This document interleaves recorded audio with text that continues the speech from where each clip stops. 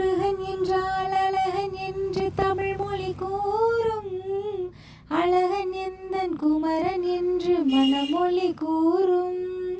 முருகன் என்றால் அழகன் என்று தமிழ் மொழி கூறும். அழகன் எந்தன் குமரன் என்று மனமொழி கூறும். உயிரினங்கள் ஒன்றி ஒன்று வாழ்த்திடும் போது உயிரி